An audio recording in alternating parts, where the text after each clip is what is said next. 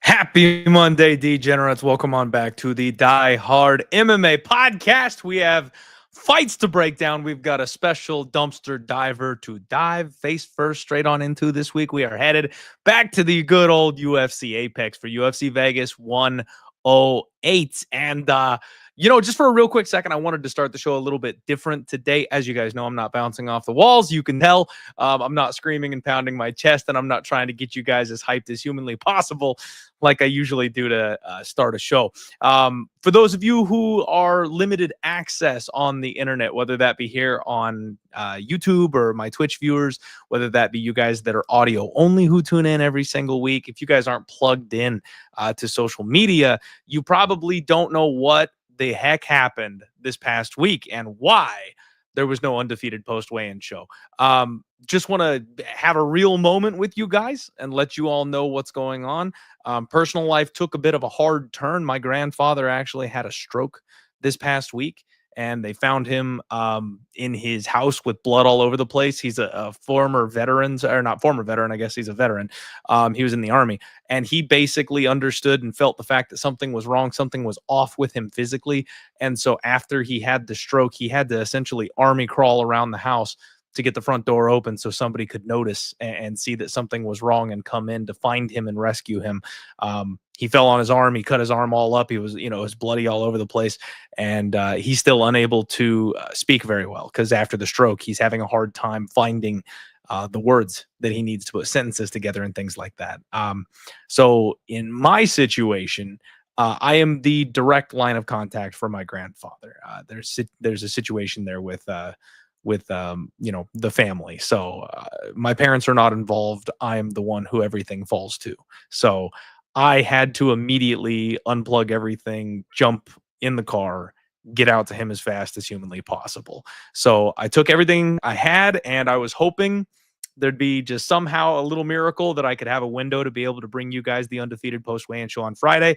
It wasn't meant to be. Once I got there, obviously, it's my first time dealing with these types of real adult problems, and it's a whole lot more intense than I even expected it, knowing full well that it was going to be intense. I didn't have 10-20 minutes to watch the face-offs and do a show for you guys. And so I do very much from the bottom of my heart apologize for not bringing you guys the undefeated post-weigh-in show last week. I know 99% of you are going to let me know that that's not what matters, and you guys care about me and my family and my well-being and things like that. And I thank you guys from just the bottom of my soul. I really, really do. So I know a lot of you guys follow me on Twitter and Instagram and such, and I wanted to just catch you guys up because that's what I'm dealing with. So for the next couple of weeks, as I get settled in, I'm going to do my very best to keep the show schedule as normal, so you guys aren't affected by this whole thing. But I just want you guys to know that if I am not as dialed in as I normally would seem, if a show is a little bit shorter than it used to be, something like that, I promise you I'm going to do everything I can to get everything back to normal and make sure you guys aren't affected by any of this as much as I can. But that's what's going on. So please just bear with me as we roll through, this entire process. So this past week, crazy event, absolutely insane event in Abu Dhabi, man. It's been absolute insanity, man. The last couple of weeks, the amount of underdogs coming through has just absolutely blown my mind. Especially for a guy like me that you guys know damn well as a dog hunter, swinging and missing when half the board is dogs. It's like, what's going on, man? I'll bet 2 underdogs they will not hit, and then the other 8 favorites will all go down. That's the kind of crazy couple weeks we've had going on. So we've got just plenty to talk about. But first off, let's welcome in everybody. And, you know, with the serious stuff out of the way, let's go ahead and let's get it back here where it needs to be with the bucket hat on, ready to rock, talk some fights, and talk some cash. Thank you guys all in the chat. I see you all. My guy Dream, Grateful Dude, Andy, Dixon Cider, JB already in the house. Chuckles, Ethan, my man, Judius, what's going on? Stu, Louis, Mac Jr., Niles, what's going on, everybody? Chris, brother, my man, Meatball, what's up? The Godfather hanging out here as well. The Tussle Talk, Alan, thank you guys. Thank you all so much. Young Pasty, we've got Iceland Farts, everybody already starting to roll in here and get in there. Thank you guys again. Thank you all for being here. Thank you all for understanding. And let's just have a fun show, man. This is I've talked about it all the time. Every time I get the opportunity, the world is in pure chaos. Everything is wrong.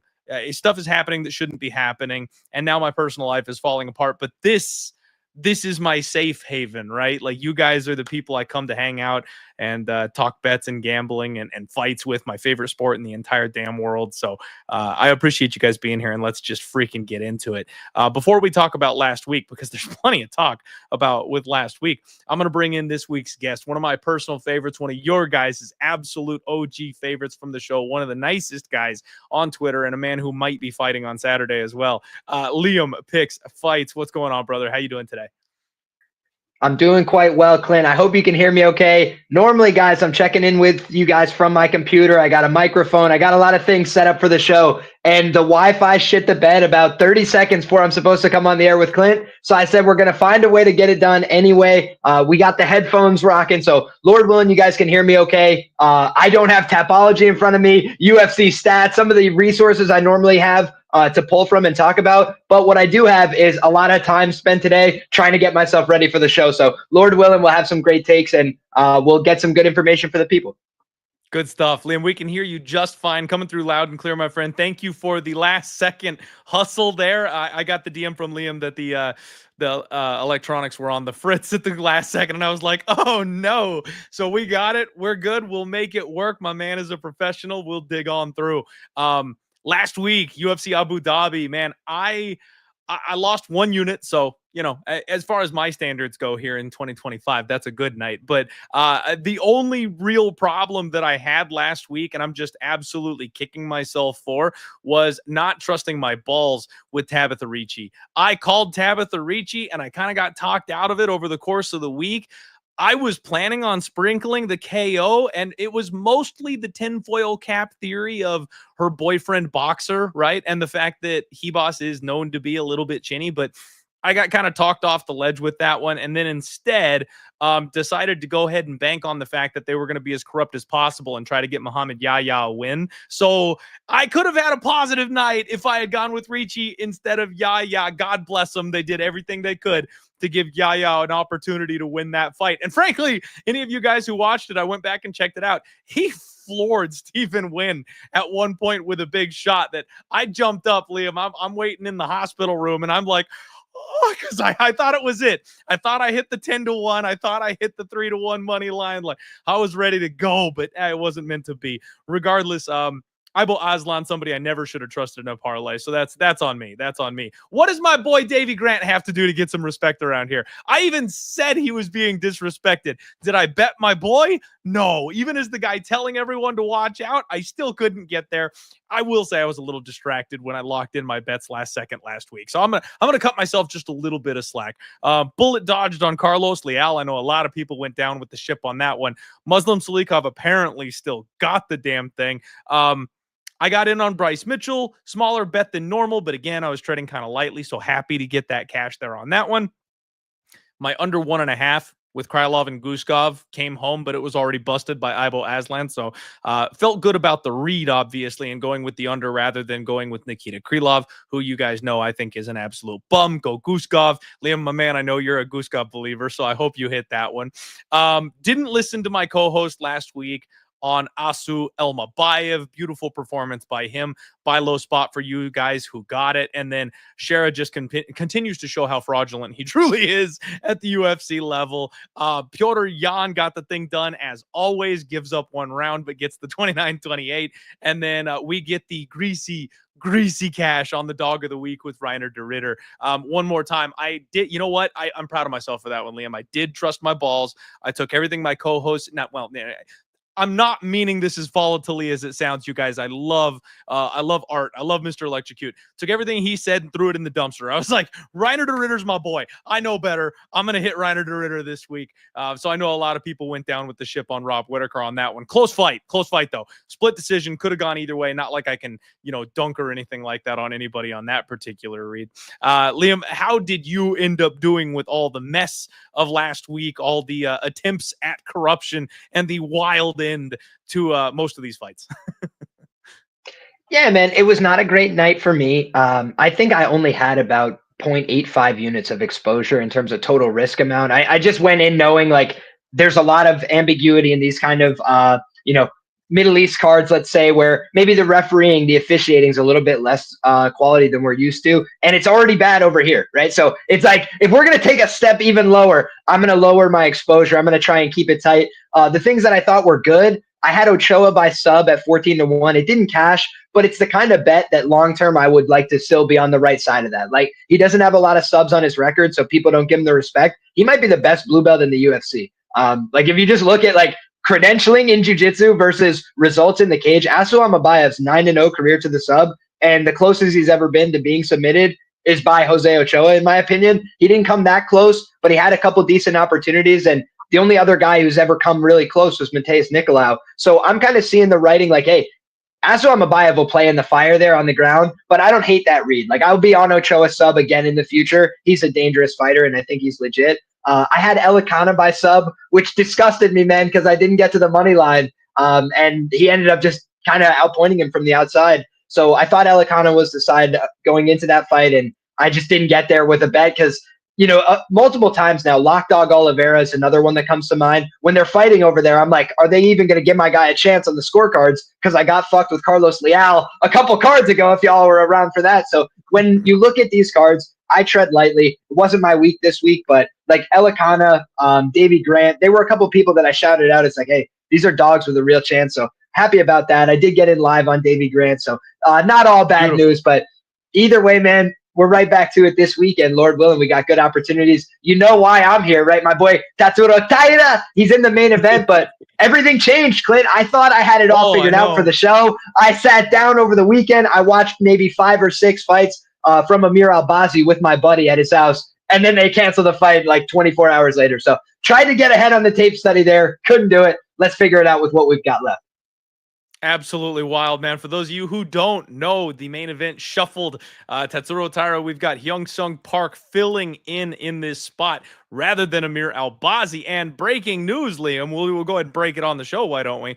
Because of Hyun-sung Park pulling out of his fight, he was supposed to fight Steve Erceg, I believe, and Erceg is now going to be fighting Ode Osborne at UFC Vegas 109. So a couple of recent shuffles happening here, and that one just hurts my soul, man, because I can't take another Astro Boy loss. Like, he better beat Jose freaking Ode Osborne, or I'm gonna have a hard time. But we will get to the main event here on this card soon enough. We've already got about 300 people live, guys. Make sure you hit that like button if you're new here, which, by the way, looking at my YouTube analytics, some of y'all people are finding me out there again, which is nice now that I'm hitting the reset button here on my own channel. So get subbed, guys. If you're hanging out, you like fights, you like betting content, hit that subscribe button, and make sure you're following and subscribing my boy Liam Picks Fights as well. One of the best to do it, one of the nicest guys in the industry, very analytical, very sharp, also has a hot take every now and again. You love to see it. That's my kind of guy. So let's get into this awesome dumpster, and let's light the damn thing on fire, my guy. First fight of the night, we have got just the pinnacle of women's MMA here. When Ketlin Souza takes on Piera Rodriguez, we have got Ketlin Souza, 15-5, 29 years old. She is 2-2 so far in the UFC. She's taken on Piera Rodriguez, who is 10-2 overall, 32 years old. And man, I will first and foremost just let you guys know, everybody listening, like I mentioned, I've had one hell of a weekend and not had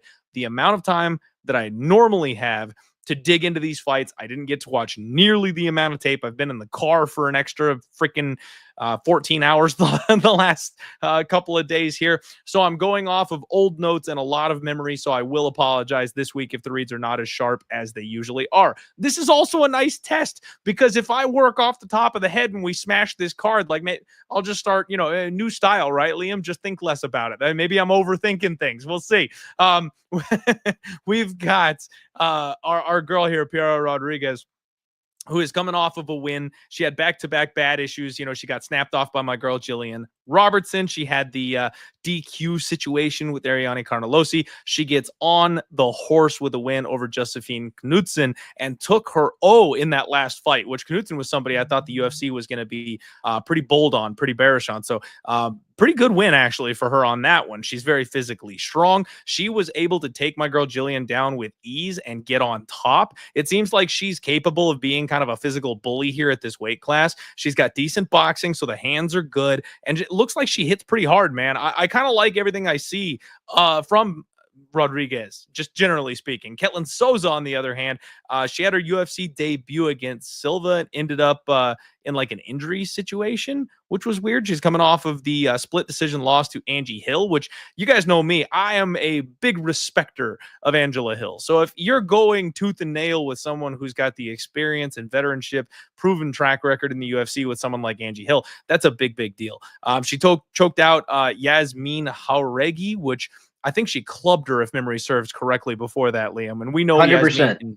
Okay, all right, thank you. I'm like, brain's still working here. Yasmin's someone who's a little bit on the chinny side, so if you can hurt her with the hands, then it's kind of fair game from there. But still, the club and sub in round one is very, very, very impressive. So losing a close fight to Angie Hill and getting knee barred by Karine Silva, that doesn't tell me you're bad. So the 2-2 record in the UFC, in my opinion, might have people kind of overlooking her a little bit. She's just bombs away with that right hand, man. She absolutely loves to chuck that thing like a fastball. Piera Rodriguez is a -185 favorite in this spot. She's older by 3 years. And this is a fight that I can see being very, very close. Both these women are extremely tough, and I like that about both of them. I expect this one to be a slugfest. I mean, again, you guys, this is one that I didn't spend a whole lot of time on. So, if we got to go off the fly here, off the rip, you guys know how I feel about some women's MMA under, right? Like, I think it's kind of dog or pass early here, Liam. Maybe you can shed a little bit of light on this one and give me more of an angle,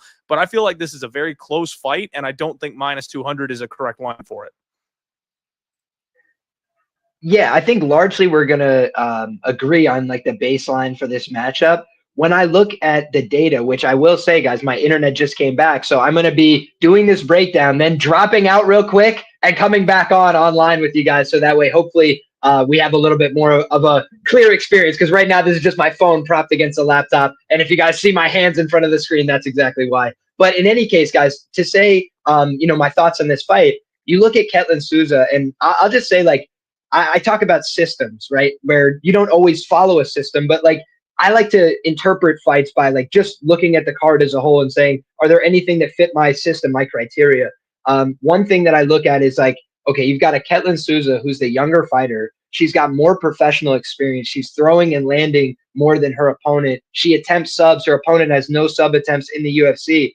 There's just like a lot of things that would make me say like it'd be easier to get to Ketlin Souza than Piera Rodriguez. I will note, when you look at Piera Rodriguez, the fight that she had with Ariane Carnellosi shows us a loss. She was winning that fight, right? It shows more that her fight IQ is sometimes a little bit frustrating. Her aggression can work against her at times. The other thing I think that's interesting to note about this fight, she last fought Josephine Knudsen, and you mentioned like Knudsen kind of had a little bit of respect beyond her name, and if you guys missed it, she got released after that fight, Josephine, and the UFC basically said like we expected. Yeah, dude, she got cut. And if you go look at her typology, she was supposed to have a fight in like GFL or some something else, right? Like she's not in the UFC right now, that's for sure. So when you look at her manager talked about it as well. You guys can find the interview if you're looking for it. But essentially, like, you know, the UFC expected her to win that fight, and when she didn't, they cut her, right? So like, I now think that the UFC is probably not super high on Piera Rodriguez, like based on her body of work in the UFC, based on the fact she's getting a little bit up there in age. She doesn't compete all that often, but ultimately, I do think it's a very close fight. And for that reason, it's probably a dog or pass situation. I expect more often than not, these ladies probably go to decision. But the other thing I'll note here, the upside for Piera Rodriguez is top time. Like, I think if she's able to get takedowns, work some top time, get on top, hold position, I think she could win that fight, you know. And we did see, I think Karine Silva was on top, fell back for a leg lock. 64% takedown defense for Ketlin Souza. That doesn't jump off the page like, wow, you know, this girl's an excellent wrestler. So I think the wrestling upside may be there for Piera Rodriguez, but I think that if the fight plays out on the feet, it's probably Ketlin Souza's fight to lose. So because she throws more volume, because she hits a little bit harder, and I think she can push it maybe for the full 15. I don't know that Piera Rodriguez is good at doing that. So yeah, man, this is for me a fight where probably one that I'm just going to stay away from, to tell you the truth. But I think Ketlin Souza has been putting together a better game since she got to the UFC. And frankly, like, that knee injury could have been like a wrap on your career, like just pack it in, it's all over. And she's come back and responded pretty well to that. So I think you got to take your hat off to her.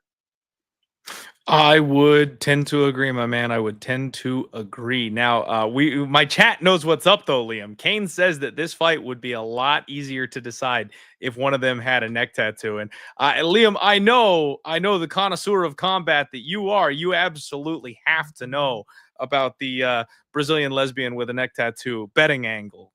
Correct? That's an undefeated system, I believe. You are correct. That is absolutely an undefeated system. And I'm trying to confirm here real quick, you guys.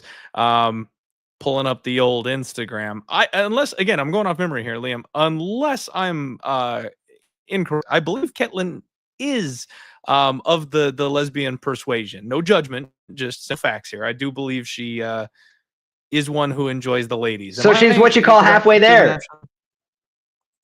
And, well, I don't know if you guys have seen some of the more recent photos. She's got the tattoo on her stomach.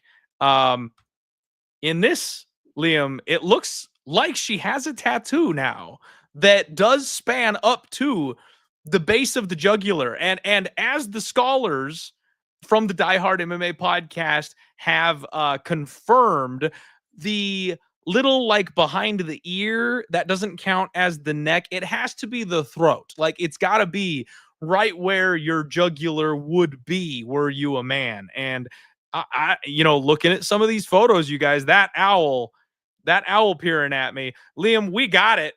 This is the undefeated Brazilian lesbian with a neck tattoo angle in full effect, coming in here for UFC Vegas 108. Check, and check, ladies and gentlemen. That is a mandatory bet on our girl. And frankly, Liam, for no other reason than discovering the angle live on the show, that's going to be the Link Memorial Dog of the Week, ladies and gentlemen. I was already leaning dog or pass here. Ketlin Souza coming in big, hot, and heavy with that neck tattoo. We are all set, good to go. That's our dog of the week this week, you guys. We'll be locking that play in after the podcast, snatching up some of that plus money. I love it. Best of luck, my man. I'm going to meet you on the other side from my computer. All right. Sounds like a plan, my guy. All right. We got a couple minutes here while Liam swaps out devices. Let's see if we can't get him back in here full power. There he is. Seamless. There he is. You love to see it. Quick, I like it. We're good. And my guy, Ethan Hershey. Ethan, my friend, you want to go against the lesbian neck tattoo system? Bring it, my friend. We'll make that the dog of the week. We'll put a shot on the line as well. Let's freaking go. All right, ladies and gentlemen, 400 of you live in the show. Hit that like button, share it out, especially if you're on social media like on Twitter, X, whatever, and let's get into this bad boy. Next up, Felipe Bunes takes on Rafael Estevam. Now, Now, Felipe Bunis, I always have to remind everybody, Liam, is one of the inheritors of the cool hat equity, right? Like this guy has the traditional cap that'll allow him to get away with some things in the cage that other humans are not capable of. Now he's 14-7. He's 35 years old. He's 1-1 so far in the UFC, and unless I'm mistaken, he trains with the Pitbull Bros.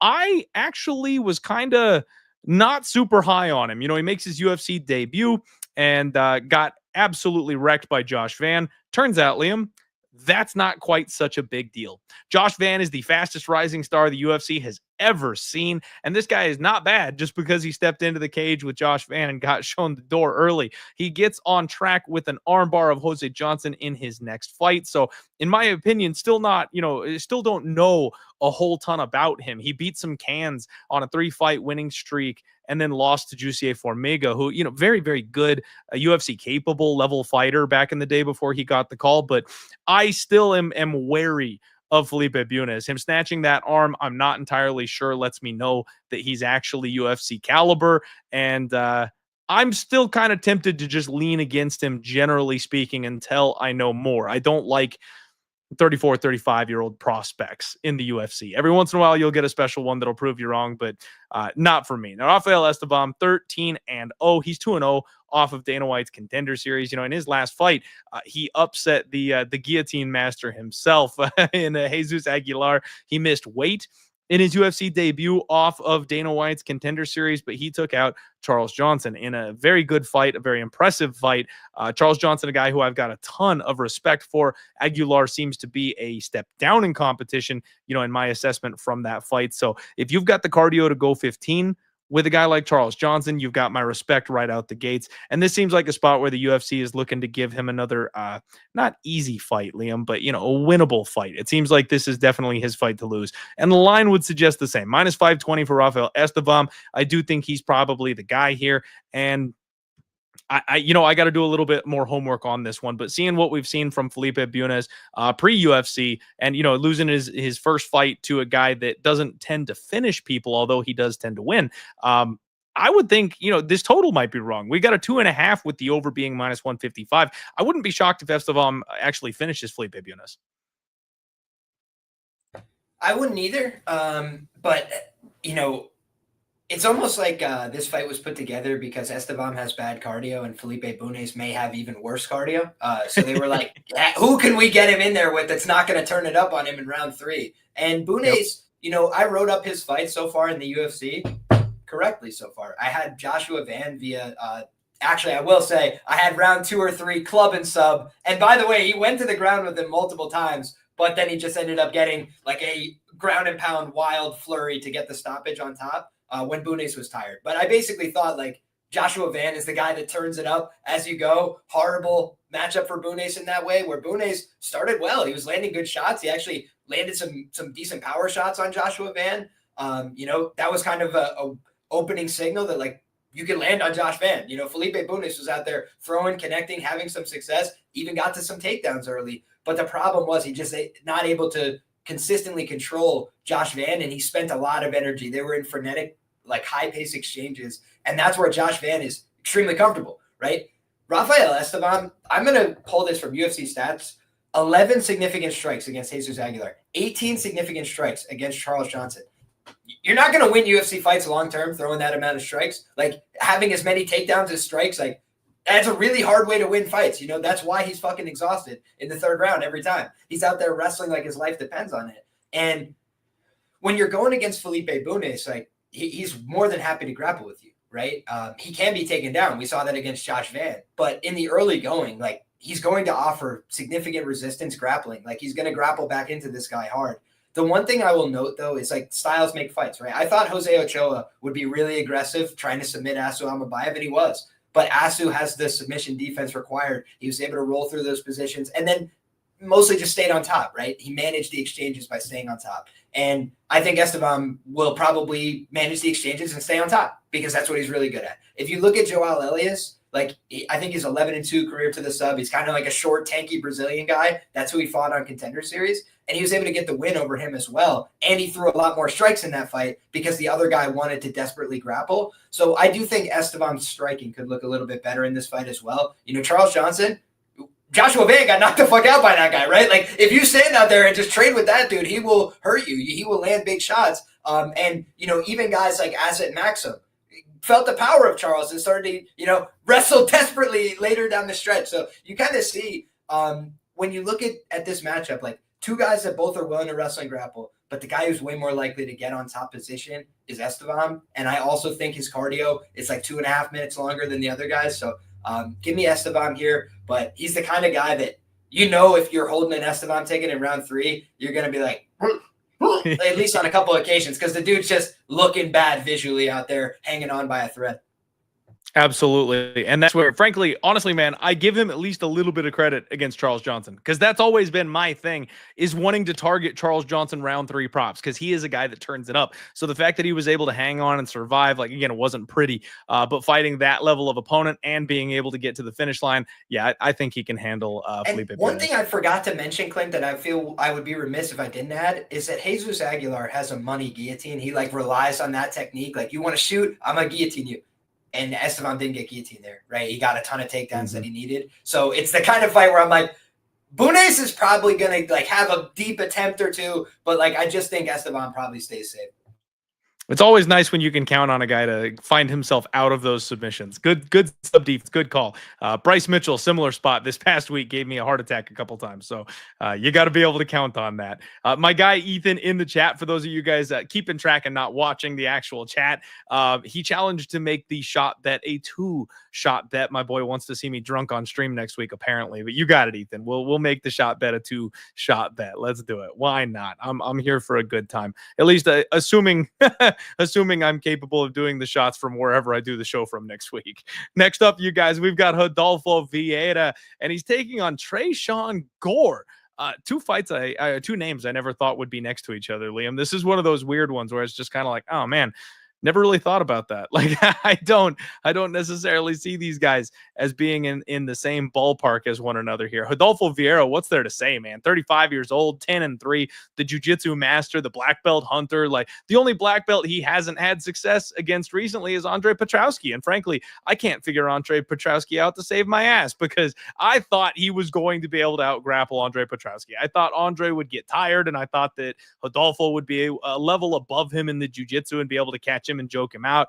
Ended up being a shitty striking match, a very close back and forth fight, one that, I mean, I almost could have gone either way. Like, I don't know if I should say that, but it was a close fight. It's not like Petrowski whooped his ass or anything. But the Armen Petrosian fight, where Rodolfo climbed him like a freaking tree, those two fights are the inverse of each other, Liam. I thought the Petrosian fight was going to look like the Petrowski fight, where he stayed on the outside and tried to, jab him and poke him and keep him away and win a decision. And then I thought Petrowski would be the one engaging in the grappling and end up getting subbed. So I'm absolute inverse here on his last 2 fights. But Tresean Gore, 5-3, 31 years old, just the absolute telltale type of fighter got to the UFC too soon. Like, what are we doing here? He's not having any success in the UFC.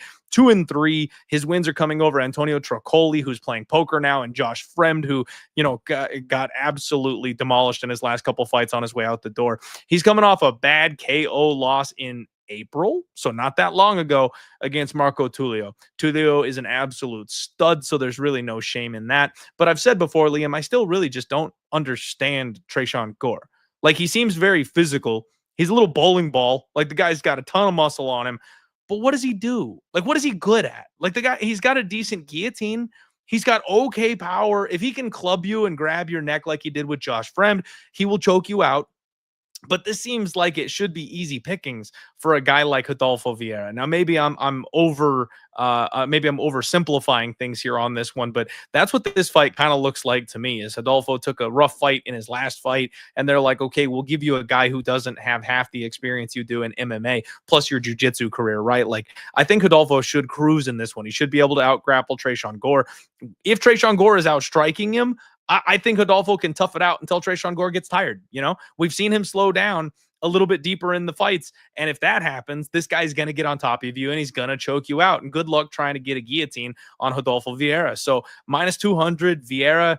it feels gross. It's always feeling gross when Vieira is a -200 favorite. He's not a guy I really want to play in that ballpark, just generally speaking, but I think that's kind of the move, man. I think he should win this fight relatively easily. What about you, Liam? I honestly just think this is a really weird fight, Clint.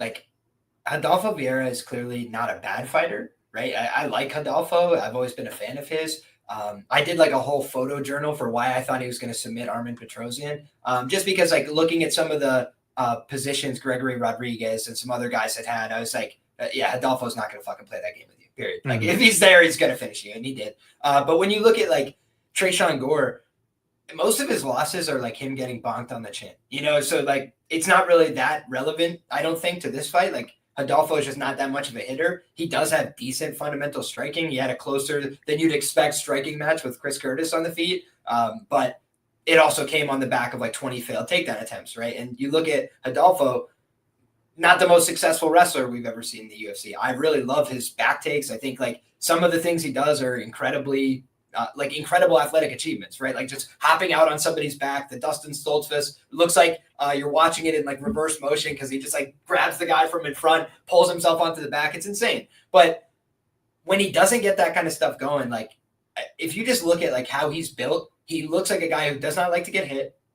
He looks like a guy who's kind of too muscular for his own good, so he gets tired just existing, and Tresean Gore, like, the fights where he's had success, let's say, are the fights where he's able to do some damage on the feet, like if you look back at the Brian Battle fight, he kind of made Brian fight like a pretty, reserved outside fight because he busted up his eye so bad, early in the contest. And then Brian was like moving away, jabbing, and like needed to make it like a pretty, safe fight.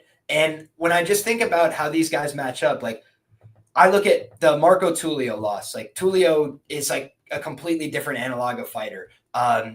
Cody Brundage, that fight was like a weird ass fight. Like Tresean Gore's landing some shots. He like started to get overconfident in the pocket, and then Cody hit him back, hurt him really bad. Again, it's like if they reran that fight, how does it go?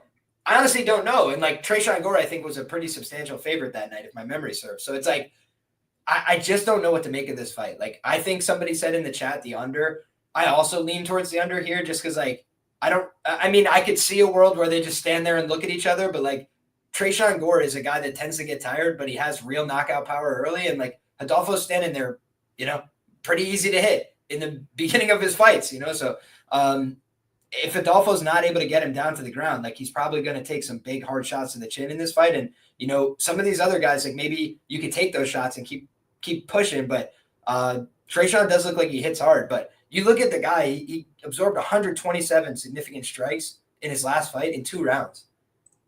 No defense. Like I don't feel good about this fight. I'm going to go ahead and pick Rodolfo Vieira, but pretty reluctantly. Just like Tresean Gore is a big, strong, scary athlete, and I think skill for skill, Rodolfo's better, but I don't think it's like Rodolfo is the most reliable -200 you ever seen on the board. Like, we've seen Rodolfo bag fumble before. And also, you mentioned the front choke. The only time Rodolfo did get submitted in the UFC, he got tired and somebody wrapped his neck up and he just said, thanks anyways. I'm good on this. I know Fluffy's a different animal, but it's just the kind of thing where I don't like it. I get where the price is, but I don't like it.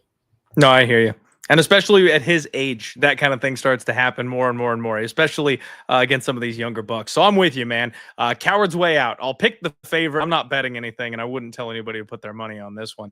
I do want to shout out Sparkspace10 from Twitch saying, what's the talk? I'm new. What's going on, Sparkspace? Thank you very much for, I'm sorry, Spark Pace. There's no other S in there. Thank you for hanging out, my friend. He says he's a bodybuilder. We are talking UFC Vegas 108, and this show on Monday, every single week, we break down the UFC fight coming up for the weekend, and we talk gambling and betting. I'm terrible at it, but I like to discuss it, and I bring smart people on the show who can tell you where to put your money, so hopefully you can make some cash on the weekend. So that's the whole thing we do here. Appreciate you tuning in, and hope you like the show enough to subscribe.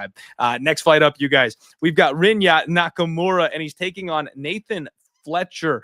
This is kind of a low-key banger here, Liam. I like this fight a lot. Rinya Nakamura is 9-1. Nathan Fletcher is 9-2. Rinya is 30 years old, and he is kind of the stud of Road to UFC in my assessment, right? Like, this is the guy that I kind of feel like might just got it coming off Road to UFC. 3-1 in his UFC run, but he just got upset by Muin Gafurov in his last fight, which I like Muin Gafurov. The dude is very physically strong. You know, he's on all the good stuff. So, kind of one of those lesson learned type of situations.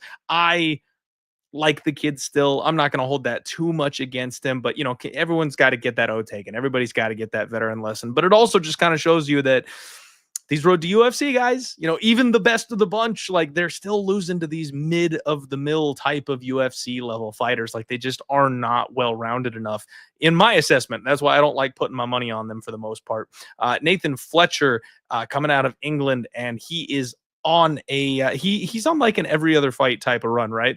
He was in Cage Warriors. He lost on the Ultimate Fighter to Con Offley, which is kind of a bad look. And then he won his UFC debut via finish, which was absolutely spectacular. But the problem for me, Liam, is I really liked this guy, and he lost to Callan Loughran in his last fight. Now, it was a split decision. So it was a close fight, but 1 and 2 things back to back here. I am officially on the fade train for Cage Warriors fighters. Unless your name is Patty Pimblett, I am fading the ever-loving crap out of Cage Warriors prospects right now because none of them are cutting it in the UFC. In fact, most of them are literally being cut by the UFC and being found over in the PFL and struggling in fights over there. So yeah, I'm not high on this crop of Cage Warriors fighters right now. Number 2, Callan Loughran's the one who I felt like was the fraudiest of most of them. Being as short and as stout as he is not a guy that I think is going to have much success, right? Like, he's a fire hydrant. He doesn't have the frame that I like unless he can somehow turn into the next Daniel Cormier. Like, I just feel like his physical limitations are going to be a problem for him. He's just too small. And I thought that Nathan Fletcher was going to be able to go ahead and grease that fight out. Man, this one screams setup to me, Liam. It really does. It screams to me that they want Rinya Nakamura to be able to get back on track by out-hustling a guy that just got grinded out by the shortest fighter in the division. Minus 425 for Rinya Nakamura, plus 330 for Nathan Fletcher. I would love to have more faith in Nathan Fletcher than that. I really would. The line is too wide. I don't lay chalk on Road to UFC fighters, so just pure standard, this would be a dog or pass betting situation for me. I want to go back and really grind the tape a little bit harder on this one and see if I can find an angle for saying that Fletcher could, kind of sprawl and brawl and have an advantage on the feet. But I didn't get to dig in hard enough to actually tell you that, Liam. So I'm just not going to be laying chalk on Rinya Nakamura in this spot. This is probably another close fight. I expect it probably to go the distance. And unless Rinya is able to just absolutely beast his way to like a dominant position and pound out Fletcher, who I think will be tough enough to survive that kind of an exchange, I expect it to go the distance. And again, be maybe a little closer than the line suggests. What do you think? Well, I had to go back and check, but I actually predicted Callan Loughran to defeat Nathan Fletcher via decision, and he's my Irish brother, so shout out to Callan Loughran going out there and finding a way. But I agree with you that Callan Loughran has some physical limitations. Like, he has to adapt his game or he's not going to win high-level UFC fights, period. But when you look at, Nathan Fletcher, I think the guy stinks. I'm not trying to be rude at all. Like, again, it's all respect. He's in the fucking UFC at this level. I think at the UFC level, Nathan Fletcher is not going to hack it, at least not unless he makes huge improvements. And here's the reason that I'll make that argument. Number one, he kind of folded up the 10 against Dominique Wooding in the third round of their fight back in Cage Warriors. He got tired and he gave it up, and Dominique Wooding's not a bad fighter, but he's a regional level guy for the time being, right? So he makes it to the UFC one day, we change our tune. UFC level guys, a little bit different. Then he fights Con Offley on Tough Guys, same shit. Same shit. He just gassed out. He gave it up, folded to 10. Like, let the guy have it. And I don't think Ken Offley's that good either, right? Ken Offley, I believed, was good coming off that performance. I was like, man, this Nathan Fletcher kid, he's supposed to be good. Then I watched Ken Offley's subsequent performances in the UFC, and I'm like, yeah, this guy's not that strong. He's not that physical. His grappling doesn't translate really at this level, and yet he was able to make him look bad. So I look at Nathan Fletcher, and I'm just not sold on what I've seen as like a UFC level product, period. Zigomantis Ramaska, all due respect, that guy's not good either. And I don't think I think that was his last fight with the promotion. If I'm wrong, no disrespect intended. But Callan Loughran, Zigomantis Ramaska, Con Offley, these are guys who are like fighting to keep their UFC job, right? Rinya Nakamura losing to Muin Gafurov. Guys, Muin Gafurov, in my humble opinion, would fucking embarrass Nathan Fletcher. And again, I might be wrong about that, but like Muin Gafurov has been submitted one time in like 26 professional fights. He's never been finished with strikes. It's like the guy is a real handful for people, you know? And I thought going into that fight, dude, you know what made me sick is like I made a whole case for why Muin Gafurov could win the fight and didn't bet it. Like I spent my whole show talking about Muin Gafurov. He could go out there. What if he D's up the takedowns? He's had 30 pro fights. Like I made this whole case and then I didn't. That is the worst feeling in the world, Liam. Nothing worse. But I just look at that and I say, like, I made this whole case for why Rinya could lose that fight because Muin Gafurov can really wrestle. He's hard to submit. He has a decent work rate. And, like, he's going to give you 10 minutes before he starts to get tired. And it's like, Nathan Fletcher, I'm like, he might give us 7.5 minutes, then get tired. It's like, he's not that good at the things he does anyway. So give me Rinya Nakamura. I think he's going to knock him the fuck out. Okay. Hey, I like it. I like a hot take. I like fading a Cage Warriors prospect. So I'll switch up and lean here with you. Cactus Black saying, Clint, have you seen the insane line movement on Klein versus Pulyaev? No, I have not looked at that. Let me see. Is that one? We're seeing Pulyaev minus 150. Klein is plus 130. Is that this week? Yes, that's this week for sure. Pulyaev, I know for sure that Pepe and Dogfather, a couple, heavy hitter, sharp guys from the public Twitter space have said that they were on the Pulyaev side. And I would not be surprised if that contributed to line movement there. That would make some sense. Now, I will say that's not on my Tapology list, so I was not prepared and ready to talk about that fight tonight. So I'll apologize to you guys. That one's not going to be crazy? On the list. Pulyaev and Klein, yeah, it's supposed to be the next one up after Rinya and Fletcher. Although I will also say on your behalf, brother, yeah, this card's been all over the place. I think there's almost as many fizzled bouts as actual bouts. And actually, let me, on that note, you are correct, Liam. It is the next fight. We will go ahead and talk about it. But look at this, you guys. This is what we're working with right here this week. We have got 5 canceled fights at this point in time. So yeah, this card has been shuffled left and right, forward and backwards. So we're doing what we can to go ahead and get going here. And I did discover it. So we are talking about Klein and Pulyaev here in this fight next up. So let's get into it. Why don't we? I like this blue collar Klein kid, man. He's one of these guys that the nickname seems to fit him, right? He's 6'2", tough as nails, 29 years old, but knocked out twice. That's not great. He wins on Dana White's Contender Series, and they throw the poor kid to Mansour Abdul Malik. Like, what are you gonna do? He made it to round 2. Props to him. Good on him. He was a massive underdog, like plus 750. I want to say, Liam, I don't know if I actually got to it. I don't know if I actually got to the sprinkle. But I think I talked about sprinkling because I was just ever so slightly sus on Mansour Abdul Malik prior to his last fight with Cody Brundage, right? So I think I talked about just being like, man, that's way too wide. Like, you got to go dog or pass if anything in that spot. So he survives to round 2. He gets clipped. He gets KO'd. He just seems like a Bryce Mitchell at up a weight class. That's what he feels like to me. Like, he's not overly developed. Very physical, very strong. He wants to drag you to the floor. If he can get on your neck, he wants to take you out. He wants to make you tap. Like, I respect it, right? Like, as a jiu-jitsu guy, I respect it. So I kind of like the grit of Klein, but I do think he's extremely limited at this point. Andrey Pulyaev is 9-3. He is 27 years old, a Russian prospect. Actually, kind of a similar trajectory with this kid. He wins on Dana White's Contender Series. He gets pulled into the UFC, and they toss him to Christian Leroy Duncan. Now, I'm just fed sick of Christian Leroy Duncan. I don't think he's all he's hyped up to be, but what he can do, Liam, is run around the cage and decisionate anybody he wants to. So if you can't catch him, if you can't touch him, CLD is going to win a decision pretty cleanly. So that's exactly what happened to this poor sap. And now they're putting 2 guys who are 0-1 in the UFC up against each other. Pulyaev is going to have a decent size advantage. I believe a 3-inch height advantage from what I saw on UFC stats. He'll enjoy a 1-inch reach advantage here. And it's going to kind of come down to, can this guy be taken down and controlled? I'm not sure. This is one that, like I said, you guys, I missed the fact that it was even on the card, so I'm not going to pretend like I know anything more than that. I am going off memory. So I'm going to let this one get passed over here to Liam and see if he's got any thoughts on it, because that's all I got for you on this one. I really got nothing.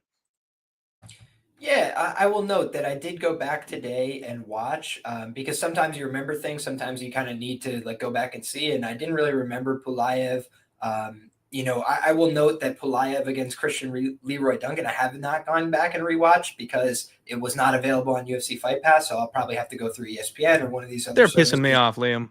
They're pissing me off. It's an absolute disaster when you're like us trying to watch all these things every week, All of us content creators, man, it's an absolute shit show. For those of you who don't struggle with this one, like, if you're bootlegging the fights every single week, God bless you. You're saving piles of money. But those of us who do these shows and need the research, like, you used to be able to catch every single fight on ESPN. Now that they're going through this hassle, they're trying to get a new sponsor and link up and all that kind of stuff. The fights are up for like 48 hours after they happen. If you don't rewatch them immediately, you can't go back. There is no library anymore. So naturally, you would think, hey, if you pay for the Fight Pass subscription, that's where they all end up, right? You've got like a 50-50 shot that these fights are going to end up on Fight Pass. If it's recent, they're not going to be on there yet. And if they're Asian fights, or if they're like the Singapore card or whatever, they're just not on there. They just don't watch those ever again. Like, I don't know what the hell is wrong with the UFC. We have two different platforms that we are paying subscriptions to watch these fights, and we still can't watch the fights to talk about your content, to make content and build hype around people watching your product. Help us out. Throw me a bone. Just let me watch the last couple weeks worth of fights. My God. Okay, rant over. Sorry, Liam. Get after it, buddy. No, don't worry about it, dude. I look at this and I say to myself, like, I like to refer back to my old research, my old analysis. I thought Liam Anderson had a chance to go out there and beat Pulyaev. I was like, man, if he gets takedowns here, I think he should be in a good position. If you rewatch that fight in round 2, he did get a takedown. He did get to pass to the mount. He ended the round like landing ground and pound from the mount, right? Every other minute of the fight, essentially, he got fucking whooped on, like really bad. And Liam Anderson is tough as an old leather boot, guys. He got beat up to the body. He was getting hit with massive body kicks. He was getting hit with huge shots all night. And he just kept taking them coming forward, bleeding out of his face, bleeding out of his nose, kept trying, pushing to the bitter end. He's got beat by a better man. At the end of the day, I had shouted out in my contender series right up for that night. I was like, if I was going to play Pulyaev, I'd probably take him by decision. And it was almost lucky that cashed. At the end of the day, like, Pulyaev really, really beat him up to the body, and lesser men would have folded in that spot. One thing I will note as well, Nick Klein, I had wrote in my my breakdown for him on Contender Series when he was going to fight Geraldo Souza, that I thought Geraldo Souza had even worse cardio than he did, but it was worth noting that Klein fell apart in the 3rd round of a competitive fight with Dokaj on the regional scene, meaning I don't know that Klein's cardio is like really that prime time either. Like, that's why against Mansour Abdul Malik, I was like, this is going to be a car crash. Like, neither one of these guys like, oh, I'll drag it late. They're like, let's go out there and find out early. And Mansour was landing, came forward, hit the spinning elbow, right? Then it becomes a crazy fight, right? He's almost like a big Brandon Royval with way less skills, right? Klein is like willing to mix it up on the feet and go crazy, but he's not very good there. His defense is a little bit more shaky there. So he tries to force the grappling. He tries to get really aggro there. And I think that's his best chance to win this fight. Like, if you just look at Andrey Pulyaev, he gave up the back against Liam Anderson. He gave up the mount against Liam Anderson. He was in horrible, horrible positions. And we saw against Geraldo Souza, the one thing I got wrong about that breakdown was I was like, it's either Geraldo Souza in round 1 or Nick Klein's going to take over and submit him in rounds 2 and 3. That was basically my breakdown. And then Nick Klein went out there like he left something at home on the stove. And he just goes out, sprints across, grabs the guy, flies around the cage with this rear naked choke, no hooks in, gets it, and then he finishes. And you're like, damn, this kid's like coming, like he knows what he wants, right? Comes out early and aggressive. So I feel like in this fight, somebody's getting finished, right? And the reason I say that again is because Pulyaev, it wasn't from a lack of doing damage to Liam Anderson. Liam Anderson just took it and kept coming forward. I feel like Nick Klein might not have the cardio, nor the defense, nor the durability to do that over the course of 15. But I do think he's got the submission skills to go out there and finish this guy. So for me, somebody's probably getting finished here. I'll go with Klein by sub or the KO for Andrey Pulyaev. And I'm going to slightly lean towards the Pulyaev side. Rewatching his kicks, he's very clean with his kicks. He's going to have some big target areas on a guy who's tall and long like Nick Klein. And like, I wouldn't be surprised if, kind of like the Ritter, the knees to the body, that was a huge difference maker against Rob, right? And it's because the Ritter's so tall, he's able to like bring those up and kind of find your midsection. And, Nick Klein's another big, tall guy. So I think those round kicks from another tall fighter like Pulyaev could really like do some damage to his body here. That's the way I see it, man. It's either Klein getting this fight to the ground and having a good chance, or I think unless he's going to need a Muslim Salikov, right? Like the guy's going to be pressuring forward, getting after him, and he's going to need to like land something big and make it count. Because otherwise, I just think Pulyaev is way sharper on the feet. Two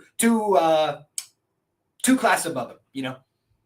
Fair enough. All right, man. Like I said, I'm going to go back and do a little bit more research on that one, especially seeing that steam coming in here from some of the people who I respect, man. You've got a guy like Pepe, who I believe I saw in the chat a bit earlier this evening. Shout out our guy Pepe. That's definitely not somebody I want to be on the opposite side of in this game. Violence, though, that I can get behind. My guy Brandon, shout out, buddy, says amazing surprise, Clint, Liam, two of the best in the game. My guy, thank you very much for the donation and the kind words. We appreciate being here just to enjoy hanging out and watching the show. Next up, guaranteed violence, man. Danny Silva takes on Kevin Vallejos in what should be just an absolute banger between these two guys. You love to see it. I love this Kevin Vallejos kid, Liam. I love this kid. 23 years old, 15-1. He's the guy that we all know for giving Gene Silva his toughest fight so far, frankly. I mean, we used to say toughest fight on Dana White's Contender Series, right? Like toughest fight pre-UFC. But since his fight's in the UFC, toughest fight, period. Like this kid has nuclear power in his hands. He backs up and walks you straight into these big power shots. On the regionals, he was flatlining people with body shots, and we saw him get checked. We saw his chin get checked out. If you're taking power shots from Gene Silva, you're good to go in my book. That's something you can go ahead and take that with you to the bank. You know what I mean? If you can take the shots from that man, you're all set. In his last fight, absolutely flatlined Sung Woo Choi, one of my favorites. Love that guy. He's on a 3-fight win streak, all 3 by KO. Kevin Vallejos seems to be absolutely legit. He seems to be the real deal and the next big thing, and the UFC is treating him as such. He takes on Danny Silva in the next fight, who is 10-1, who is 28 years old, and he's coming off back-to-back split decisions with Lucas Almeida and Joshua Kalibau. Now, normally speaking, Liam, that's not the kind of thing that I would talk you down about. Right? Josh Kalibau is just refuses to go away. He's got some great fights with some UFC caliber guys and has shown that he's extremely tough and extremely durable. He'll get in there and he'll work with anybody. So, if you're going 15 with those two guys, that's a testament in itself of how good and the fact that you're UFC level, just period, that you are. Fast hands. I know he was able to tag Josh early and he wrapped up a guillotine. I still can't believe that Josh didn't actually tap out to that one. This guy, I believe, is managed by Cub Swanson, and they just rave about how he's the next big deal. All of his striking done in combinations, big knees, big elbows. He doubles up the jab. I really like his striking. This is one I have a little bit more notes on for you guys here. But one of the things that I do worry about is he gets a little bit cocky. He gets a little disrespectful. He'll drop his hands. He'll walk forward and just kind of stare you down. He wants to dog you. And he's another one of these 2 times Dana White's Contender Series competitors, guys. My angle, my thoughts. Steve Wynn managed to go ahead and squeak by last week. Liam, on that whole Steve Wynn thing, I don't think it's a testament that he's now got the UFC record for knockdowns. I mean, I think A, it was blatant corruption, and B, a good fighter would have knocked Yahya clean out cold in those spots rather than dropping him 7 times. So I think that's some wolf tickets for him having some kind of a record for that performance. We'll see in his next couple fights. We'll see. My hate watch will continue. But you've got Danny Silva, who is going to be 4 inches taller. He'll have a 2-inch reach advantage in this spot. Kevin Vallejos, the guy I just refuse to get in front of, Liam. I refuse to bet against. You will not talk me into it. Nobody's going to give me any points in making this dogger pass. I don't care. Minus 400 for Kevin Vallejos. I'm here for it. Under 2.5, minus 145. That's probably the safer way, the more financially responsible way to go ahead and play this fight. So I kind of like violence in this spot. But yeah, man, I'm going to be rooting for Vallejos until he gives me a reason not to. And I think the UFC is trying to set up that epic clash, somewhere down the line of the one guy that beat this kid. Now maybe it's for a title or something like that. I think that's what we're trying to get to eventually. So it's all Vallejos season for me. Yeah, man, I won't belabor the point. I agree with you. I think Kevin Vallejos is special. I think Danny Silva is a fine fighter. Just think he's in over his head on this one. I thought last time out, I predicted him to win a split decision against Lucas Almeida. Felt pretty good about that analysis. And when you look back, it's like, thank you, man. It's like you look at, Lucas Almeida. I don't view him on the same tier as Kevin Vallejos, right? I view him like a tier below pretty clearly, maybe 2-3 tiers below. So you're going to split decisions with those guys. Shit's probably not going to be sweet when you step up in competition. And I think Kevin Vallejos, despite being a guy that doesn't have that much experience in the UFC, I think he's a step up in competition. I think he's going to fuck him up. So Kevin Vallejos knockout or a fight of the night where Danny Silva, wears it. That's kind of the way I see this one. Okay. All right. Well, we're on the same page. Quick, man. Let's go.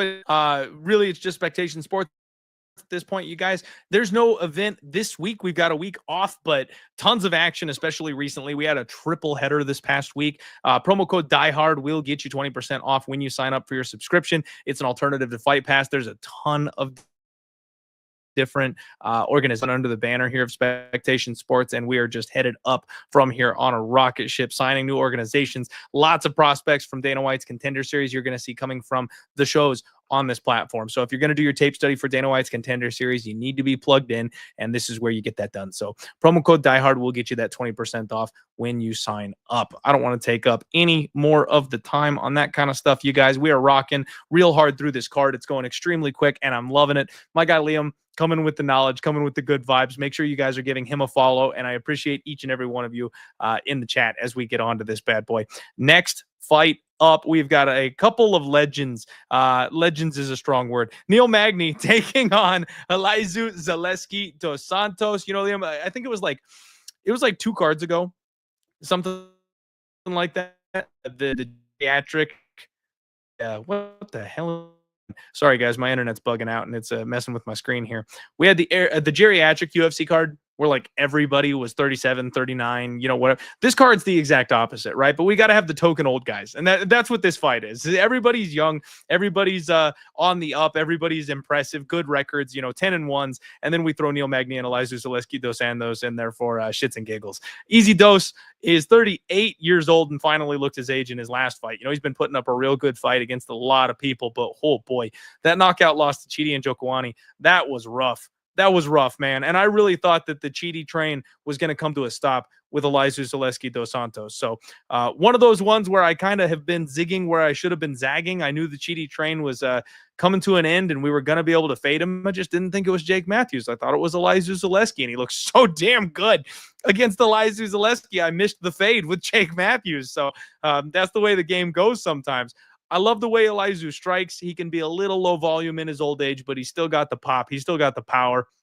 He's still got the spinning heel kick, and his jiu-jitsu is on another level. If he does decide to grapple, if he does decide to take you down, that's something he absolutely still has available to him. Neil Magny, on the flip side of this thing, I had to go ahead and abandon ship, Liam. I used to make so much money with Neil Magny. 29-13, sorry about that, 37 years old. He's just gotten to the point where he's kind of cooked. We went on a hell of a run there where you could count on this guy. Live betting, decisions, whatever. Like, he was always disrespected, but he was always pick him or plus money against guys. He knew how to win fights. Alternating wins and losses basically the last 4 years of his. You could always tell he was going to show up when people didn't expect him to. So I have a love for Neil Magny. I appreciate Neil Magny. I love the grind, right? People get bored of him just kind of pinning you up against the fence and slowing the fight down and just kind of being a bully in there with how big and tall he is. And it's effective, man. That's all I got to say. But his last 2 fights coming by round 1 KO. Carlos Prates and Michael Morales. I mean, 2 of the hardest hitters in the weight class, 2 of the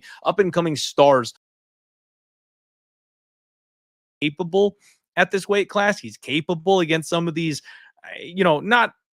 not mid prospects, right? Mike Mulata's proven he's still kind of one of the prospects in the weight class, but not the A+ prospects, guys like Prates and Michael Morales or Ian Gary. So he's still effective against the mid-tier guys. Now, this fight is all about Elizeu Zaleski dos Santos to me and how cooked he is. Because if Elizeu comes out and he's got a grapple-heavy game plan, we've seen that Neil Magny can be had on the ground. Anybody who knows what they're doing submits Neil Magny. That's just how it goes. So if Elizeu comes out and grapples, I think he pays off this -200 price tag. But frankly, if he doesn't come out and stick to that grappling game plan, or if he fights a little scared because he's coming off of getting knocked out, or even if he wants to just kind of go out there and bang and slows the pace down a little bit, I could see Neil Magny weaseling his way to a split decision for old time's sake, man. This is a fight that I think I want to go back to my strategy of betting live, right? I'll say it's Elizeu Zaleski by sub, because he should follow the game plan. And if he does, that's what will happen. But I said the same thing about Nikita Krylov last week, and they decided to throw hands with Bogdan Guskov for God knows what reason. So you never know what these fighters are going to do once the cage door closes. If it's a Neil Magny fight, he'll win by split decision, and I'll be ready to jump in live if it looks like it's going that way. You know, we actually may get one of the saddest outcomes in UFC history, Clint, which would be Neil Magny finishing the great Elizeu Zaleski dos Santos. And I just think that when you look at the way that these two guys match up, right? The things you talk about with older fighters, you know, power's the last thing to go. So Easy Dose still hits like a truck, right? But when you look at, cardio, typically not something associated with the older fighters, right? Neil Magny has pretty good cardio. You know, it's one of the things that has always separated him from his peers. So at 37, maybe it's starting to fall off a little bit, but he's a 5-round fighter. So he could go out there and do 15 hard minutes. Even against Phil Rowe, a younger guy, went out there and proved that, right? Phil's not a spring chicken, but again, a younger guy than we're talking about with Easy, right? Now you look at, all right, Zaleski, a guy I've always respected, right? I remember somebody told me he was a bum, and I just posted a video of him spin kicking Sean Strickland's head into the third row, and I was like, I don't think bums do that, really. But when you look at the losses, right? Chitty. Bro, Chitty's pretty mid. I know that Chitty's been all right in the UFC. I'm not trying to be disrespectful, but I just mean, like, you talked about it, right? On the ground. Kind of be had there, right? Easy Dose doesn't push grappling. He doesn't push wrestling. Just against his fundamentals, right? His personality is capoeira. He wants to go out there and kind of move and dance and like kind of be flowy with it and hit some spin kicks and shit. And as you get older, it becomes a lot harder to pull that off, and especially to make it work, right? When you're moving, when you're coming in and out. I'll remind people of the Luigi Vendramini fight. Deep cut, right? An old pull. Luigi Vendramini's a not very good 155er, right? And he came up, had him a little bit buzzed, took his back. Like, there were some moments of like, oh my God, this is horrible. That was years ago. And you just look at Easy Dose at his best. The guy's unbelievable, and he can be a really great fighter, but he's not at his best anymore. You know, and I think if he was at his best, he probably would have beat Chitty. Beating Zach Scroggin, with all due respect, who are you, right? Randy Brown. Another one where it's like, okay, he made it to the decision. Like, that's admirable. Randy can knock people out. So, like, hats off to him there. But again, in his prime, I think he spin kicked Randy Brown out of the octagon as well. I just think he's a little bit past it. Then you look at the Renat Fakhretdinov fight. Brother, I had him bet. He had Renat finished. He drops him to the ground with 2 big body kicks, right? Goes to follow up. He's exhausted. Just trying to, like, he hadn't done anything all fight except get beat up. And then he comes out in round 3, hurts the guy so bad, and he's just like labored trying to finish the fight. I couldn't believe it. So that was frustrating, right? I got the draw there, got my money back at least. But Renat Fakhretdinov rides again. Like, dude, Renat gets away with him, right? Carlos Leal gets away with him. Then you look at the Abu Bakr Nurmagomedov fight. Abu Bakr is the worst Nurmagomedov I think that we've ever seen in the UFC, with all due respect to him. And it's a close split decision, and he loses the fight. He gets outboxed. You know, it's just like the best version of Easy Dose doesn't show up anymore. And I honestly believe the best version of Neil Magny would have had the exact same results happen against Michael Morales and like all these guys that he's been losing to. Like, it's just kind of going to be what it is, right? These young, big, athletic guys, strong guys that are going to be contenders. They've always beaten Neil Magny, which is why he's been a great gatekeeper. He keeps the gate. Mike Malott, you didn't have it for 15 minutes. If you had it he had it for 14 and a half. You needed 15 minutes. And if you're going to beat Neil Magny, 15 minutes of focused preparation or a finish. That's what you need. He showed that. And I don't think that Easy Dose has 15 minutes. So I think it's like he needs a finish, or he's probably going to get outworked summarily over the course of this contest. That's what Neil Magny is pretty reliable to do. And I also think his length, his kind of awkward, like Clint style, you don't want to be in that fight when you're 40. You know, you don't want to be in that fight when you have a lot of fight miles on you, like Easy Dose. And so, again, skill for skill, prime for prime. Easy Dose, I think, would have kicked his head off. But I think Neil Magny has a style that ages better. So for that reason, give me Neil Magny. Okay. The one about with Matt from time to time, we saw him get leg kicked, back in the day to death. And we do see him kind of run away from shots, and it looks bad to the judges and things like that. But yeah, man, I hear you. This is the days of Elizeu Zaleski dos Santos minus 200 are over. They're long gone for me. I do think he's going to have to go through the fire in round 1. So even if I get a slightly lower number, even if it's like an even money type of situation, I'll wait. I'll wait to watch and make sure he doesn't just die in the first exchange in the first round with Elizeu Zaleski dos Santos throwing a flying knee or a spinning heel kick at the perfect spot.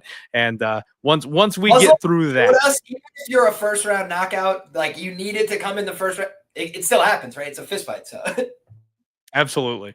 No, so that's what I'll hold up for. But man, my boy, it might be one more ride with Neil Magny season this week, man. It might be. Next up, everybody, we've got Karol Rosa, and she takes on Nora Cornolle. My God, I couldn't name you a fight that I wanted to put my money on less, Liam. This is epic levels of stay the hell away. Karol Rosa is dead to me. She's absolutely dead to me. She's 30 years old. She's got plenty of life left in her. I'm going to have to deal with her being in the UFC for another freaking 9 years. I don't care. I'm not going to be convinced to put my money on her ever again. She's 2-4 in her last 6 fights. Or I'm sorry, I apologize. One of those is a grappling match. She's 3-3 in her last 6 fights. I lost a pile trying to fade Ailin Perez. Now, that might read on Ailin Perez than anything else, but Karol Rosa is just so well known for coming out with the dumbest, the worst, the most awful game plans you've ever seen in your entire life. If there's a clean avenue to victory, she refuses to take it. And it's so infuriating when you put money on her, especially if you've got anything close to a chalk price tag where you need to put your money on her. She's minus 185 this week, surprising nobody. And it's because she's got every skill in the book. She can do everything. I love leg kicks. I love her volume. I love her boxing. Like she's good to go at range and at distance. She knows what she's doing, but she lets these fights slip away. And if you need her to disengage from grappling, she won't. If you need her to wrestle, she won't. If somebody doesn't know how to check leg kicks, she's going to throw hands the whole night instead of doing that. So you can't count on Karol Rosa to do anything. And Nora Cornolle, on the other hand, she's 9-2. She's 35 years old. She's a female version of Dricus Duplessis. This girl is bad, Liam. She's really bad, but she is so physically strong. She looks like she's going to gas out. She looks like she's going to completely fall apart in the middle of the fight. And then she finds a second gear. It's someone pumps her up between rounds. They hit her with a shot of dopamine between rounds, and she comes out looking harder than her opponent. I don't know what the deal is. She's got big time power, and she knows how to use it. Good knees. She likes to rip at the body, and she just refuses to fuck off. So she lost a split against Jacqueline Cavalcanti, which is actually, a pretty decent fight. Jacqueline's been doing very, very well in the UFC, but the rest of her opponents have all been bums. They sacrificed Haley Cowan to her in her last fight, which I found very amusing personally.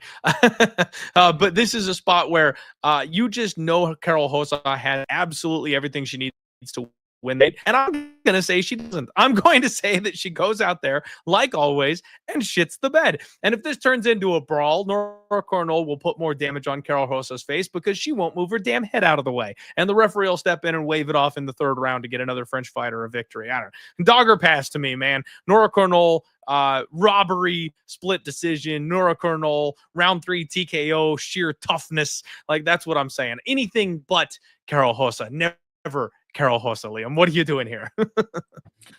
Yeah, I share your frustrations with Karol Rosa. I was at UFC Columbus saying, Karol, elbows, while she was just not doing anything and losing the decision to Sarah McMahon. Extremely frustrating. Move fighter.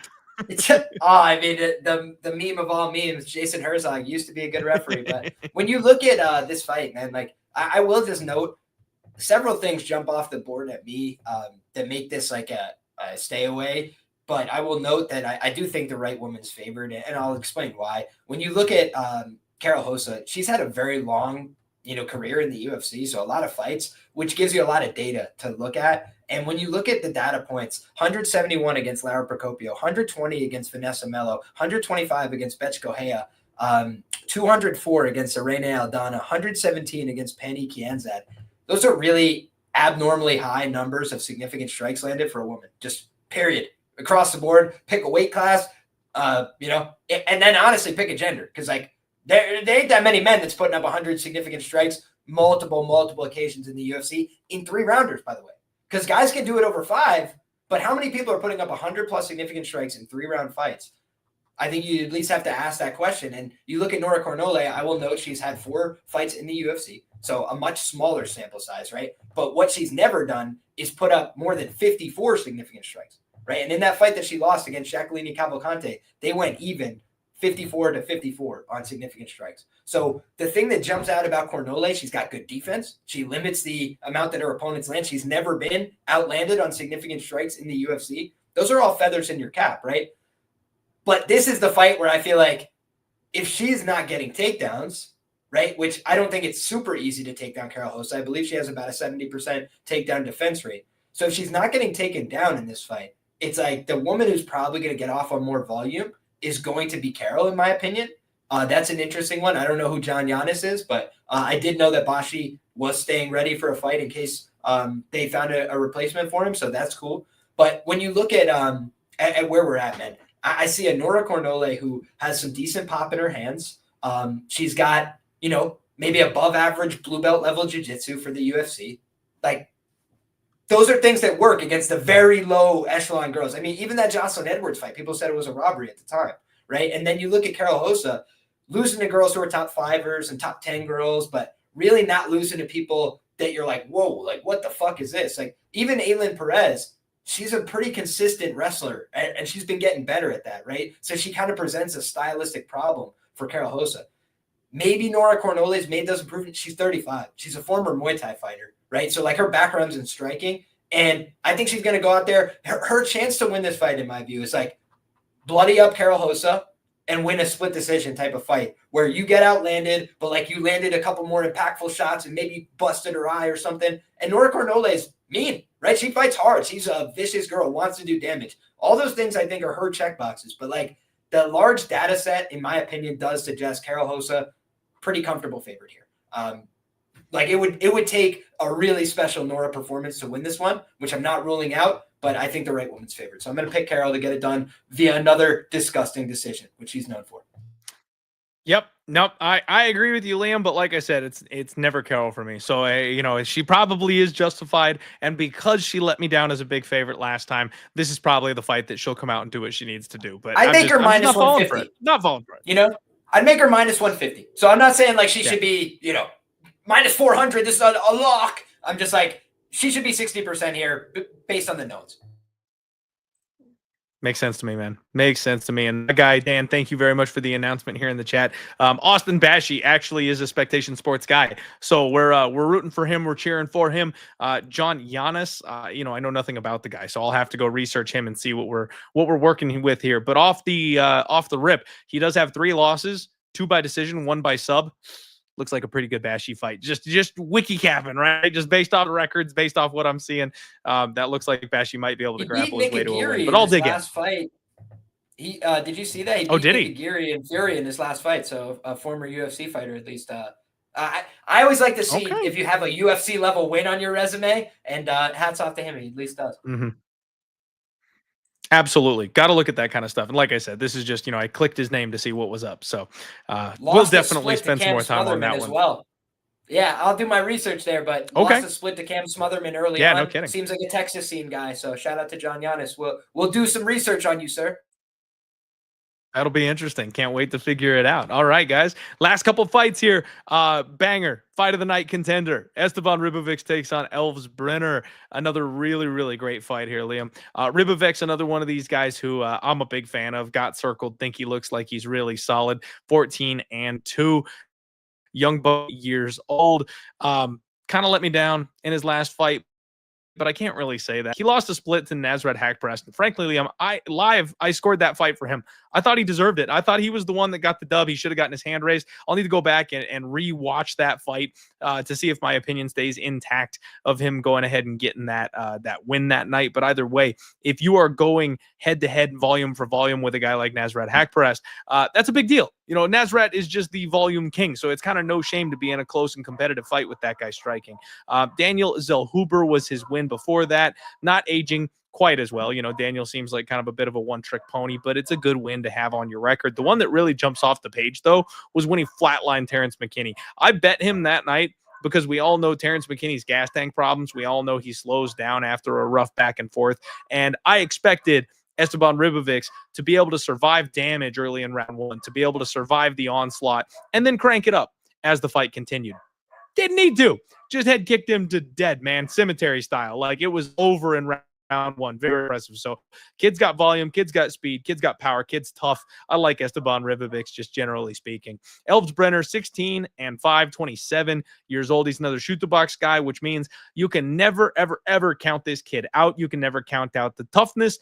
He's extremely well-rounded. but he's kind of fallen on hard times here. 2 losses in a row. Mick oral by, no complaints. Getting KO'd by Yoel Alvarez, a guy who doesn't belong in this weight class anymore. Really, no complaints. You know, he's got those big comeback wins early on in his career. The one against Guram Kutateladze, not necessarily aging the best at this point. He looks like, I mean, he got cut after that. So, you know, being put in bad positions by Guram doesn't age well at this point.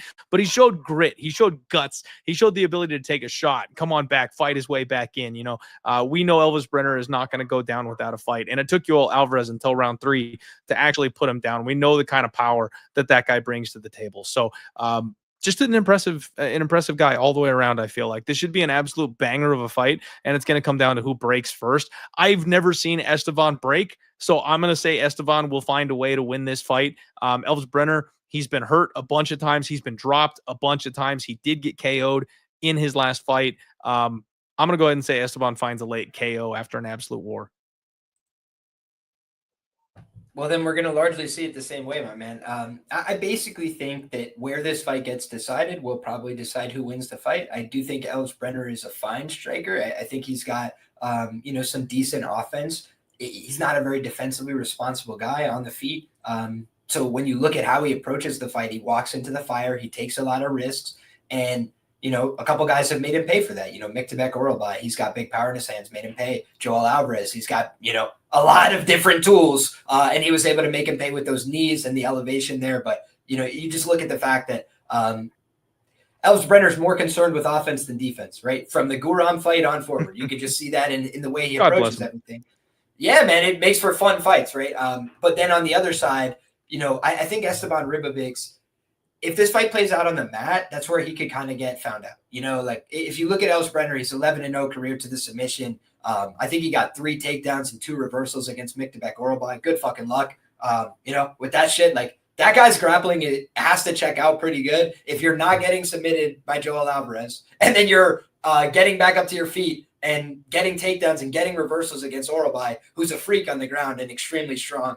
I thought all that was pretty bullish signals, right? So Ribovics, for me, I agreed with you, Clint. I thought he won that fight against Nasrat. I did think Nasrat fought closer than the line. I thought, you know, he made a good account of himself. I just thought Ribovics won a close one. That's how I saw it, and he didn't get the nod there. But I had tweeted before, you know, that this kid is one win away, in my view, like one highlight reel sensational knockout from UFC stardom. Like, he's got the look. He's an intense fighter. He's got the energy, the passion, some charisma. I think the UFC likes Esteban Ribovics, and they want to set him up for success. I'll also note, guys, maybe the 2 best Argentinians on the roster, they're both fighting the same night. You know, they're both kind of stars in the making type of guys. Kevin Vallejos and then Esteban Ribovics, right? They're giving themselves 2 great opportunities to find this, you know, Spanish star, you know, the Argentinian star, the Latin Americans. They're always looking to build up different regions of the world. And I think that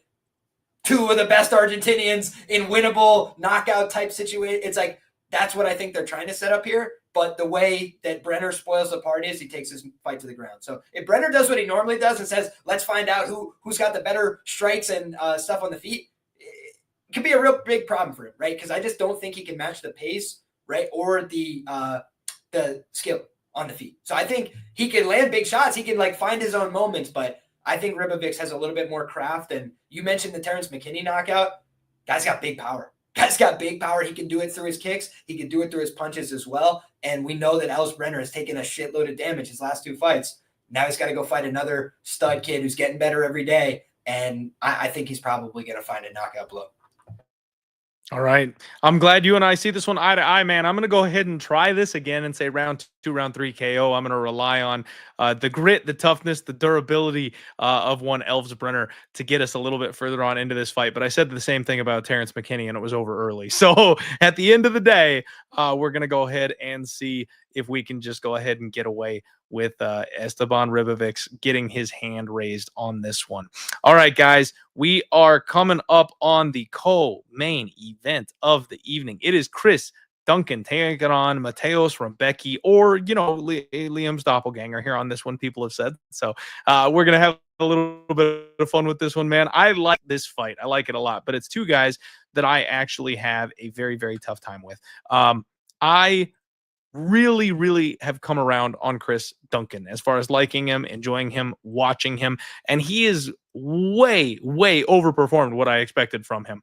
13-2, and he's 32 years old. He's training with American Top Team, and that seems to have done him well. He's finishing fools left and right. He was on a 2-fight win streak, ran into Manuel Torres, got choked out in round 1. And then I thought Oki was going to be the guy that got one over on him. Got him out of there in round 1 with a choke. I thought that Vucenic was going to be the guy that went out there and got one over on him and got a good notable name on his run. Got him out of there in round 2. Like, this guy's grappling can absolutely bail him out of any type of an issue. And frankly, it seems like he's getting better in that area. Looks like it's something that he's working on. I will say in the Oki fight, I know it was a round 1 fight, but he looked tired to me, Liam. He looked tired to me in round 1. He looked like he was kind of being put on the back foot. He looked like he was kind of out hustled, out physicaled a little bit in that fight. And then he managed to find his way to a choke and just completely flipped the script and then looked fine. You know, he found his I win button, right? Got the thing done, got out of there with a victory. I keep thinking he's going to not find his win condition, and then he just keeps on finding it. So I'm not sure if he's sun running here.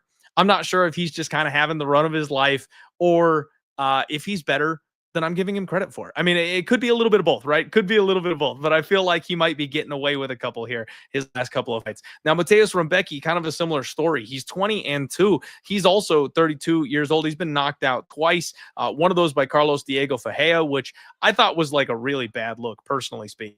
You know, a guy who I've got love and respect for, but a little bit older, a little bit long in the tooth, not a guy who I think should be clipping you and KOing you at this point in your career if you're going to be legitimate, right? But I really went to war with my boy Mikbek Orolbai in that next fight, and Rębecki whooped his ass early. Like, he closed his eye up. That fight probably could have been stopped, went to a split decision. I thought that Orolbai was doing well enough that you could maybe make an argument for winning rounds 2 and round 3, but the damage was done in round 1. Rębecki's a fast starter. He hits harder. He can wrestle. He chains stuff up together well. He's a guy that smells blood, and if he smells blood, he will finish you. He will go after it. He's fought a relatively low level of guys, you know, early in his UFC run, but that win over Orolbai just absolutely speaks volumes to me about what this guy is capable of. Now, I think when the fight gets deep and he does get tired, if you don't get out of there, he will be someone who can be taken advantage of deeper fight, but I don't think that's Chris Duncan, Liam. I've got suspicions that Chris Duncan is also a little bit of a front runner, not necessarily a guy who's going to be able to hang around and get this fight done deep in the fight, but he does have several round 2 victories, right? He does have several round 2 submissions, more specifically. So this is a real tough fight for me, because I think Rębecki probably kind of exposes Chris Duncan this weekend. But at the same time, I also think that Rębecki is a guy who is not what we think he is and could be himself. So it's a real tough call for me with both of these guys, and I'm not sure who I like in this fight. I'm going to go ahead and say Rębecki. I'm going to stick to my guns here, fading Chris Duncan, but I will not be putting money on this one because I've lost too many times to Chris Duncan finding his way to a choke and gutting out a fight that I think he'd be capable of winning, and just coming through and cashing everybody else's tickets. So this one's hands off for me, Liam. I've said a couple times, there are guys that I'm not good at handicapping, and then when I do decide to pull the trigger on those guys, I'm just wrong. You know, Kevin Holland, I know everybody and their mother had Kevin Holland in some kind of form or fashion, but I said D-Rod is a guy I don't understand. I said D-Rod is a guy I can't seem to get right. Kevin Holland's going to run through him. What happened? Biggest upset we've seen in a long time. D-Rod shows up and damn near knocks Kevin Holland out in round 1. The guy said, I just don't understand very well. That's 2 guys that I just don't understand. I will not be a Yeah, man, I look at this fight and I see, you know, a guy in Chris Duncan who I basically learned my lesson early, which I could at least be grateful for that. I had, I think, 3 units on Charlie Campbell, minus 150. I think he closed like minus 200. He looked minus 1,000 and then died. And when you look at that fight, it kind of shows what Chris Duncan's capable of, man. He does not quit on himself. He doesn't believe in like failure, right? Like he's out there until you kill him or until he wins. That's basically what he's doing. The downside risk of a guy like Chris Duncan, though, is I will just note the Manuel Torres fight. It's a really bad fight. Like that's a really, really, really bad look, right? Like Manuel Torres should be a fighter, frankly, that Chris Duncan could beat. Like Manuel Torres has been found out a couple times now at the UFC level because he's mostly just insane physical attributes and like a will to win. But like you expose beyond that, he's a guy that has a little bit of a limited skill set. I think it was Nacho Bahamondes just like kind of moving around on the outside, like walking him onto huge right hands, like easily in the first round and stuff. Like it made me think, Chris Duncan is a really opportunistic guy. You give him one chance, he can go close the fight, finish it, right? But then I look at Mateusz Rębecki, and one thing we talk about is process. Process over results. Sometimes you have to think about it when you're gambling because you place a good bet, it doesn't come through. The judges fuck you, whatever it is. Are you going to stop placing good bets because it didn't work out this one time, the run out wasn't there, or are you going to stick to your process, right? And if you have a long-term winning process, that's what you do. You stick to it. When you look at a guy like Rębecki, I think he's got a better process for winning MMA fights over the course of 15 minutes. He takes people down. He lands his shots on the feet. He's willing to mix it in, mixing in multiple phases of fighting. He's got an excellent ground game. I had said before he got to the UFC, bet him by sub on Contender Series. He went out there and rinsed that guy for his paper, right? Just rinsed him. But then you look at in the UFC, it's harder to submit guys. But we still saw him get to the top position and hold it dominantly for 10 minutes at a time. And we've seen him go out there and fight guys like Orobai, who's another stud in the wrestling and the grappling, who could also trade on the feet and go out there and find some success. I had forgotten until I revisited how much success he had against Carlos Diego Ferreira, guys. He dropped him. He landed big shots on the feet in the first round. He was fucking him up. And then Carlos is a vet who's savvy, right? Just like he did against Michael Johnson. He found an opportunity and then he took over and capitalized. And he basically hurt Rębecki, fucked up his eye, and never let him off the hook, man. He just turned up the pressure, used that veteran understanding. So I came away from Rębecki's UFC tape being like, man, this guy's a pretty good fighter. He's a little bit undersized for this lightweight division, but he's a ball on top. He's hard to submit. The only losses he has in his career are via KO or TKO. So you basically got to kill this guy too, right? Like kind of like Chris Duncan, you got to kill that guy. You got to kill this guy too. And I think he's a little bit more skilled. So ultimately, you look at Chris Duncan, he's a producer as an underdog. He's a massive guy for this lightweight division. You've seen the fucking pictures of these two guys next to each other. They don't look like they're the same weight class. Like Chris looks like he's a 170 and Mateusz Rębecki looks like he's a 145. But I also think like you look at Rębecki's skills, you look at the way he fights, it's a little cleaner than Chris Duncan. Chris Duncan takes a lot more chances. He does a lot of risky shit that will eventually get him clipped. But he's also a guy that you make one mistake, he'll fucking put you away. Bellagioki was having success. He was landing. He was walking him down a little bit. But Chris kind of like makes people uncomfortable because he swings back with huge aggression. He tries to take their head off with every shot. And a lot of guys then start doing what? They start shooting takedowns, right? He like forces takedown attempts out of guys because he starts swinging crazy and wild with them. And he wants that. He's got that great guillotine. The thing about Rębecki is I don't think you're going to guillotine him. Like, again, if it happens, I'll fucking salute the guy and be like, yo, Chris Duncan is the fucking best guillotine going right now in the UFC because Rębecki can really grapple, man. But I just don't see it. So for me, give me Rębecki. This might be another fight of the night type of, fight. But I think that if it's a 29-28 decision, this isn't Omar Morales. That's the way I'll put it. So I think that overall, I'm going to lean towards Rębecki, but I understand the downside risk. Duncan by KO is something I'll at least be looking at the prop markets for this week. Rębecki by KO, I think, is live. Like, I think if this fight's playing out on the feet, probably some wild, heavy swings back and forth. I just think Rębecki's a little tighter, a little bit better decision maker on the feet. Okay. And I get it, man. I will lean with you on that one. I like the Rębecki by KO look. Frankly, I like violence in this fight. I think Chris Duncan is a violent fighter. And that's all this one comes down to. I think both guys can be broken. I think both guys can gas. So yeah, man, that's kind of a perfect opportunity for an under, in my opinion. But I will lean Rębecki with you as well. All right, guys, it is time. We are here. We've arrived. It's main event season. And just a little peek behind the curtain, you guys.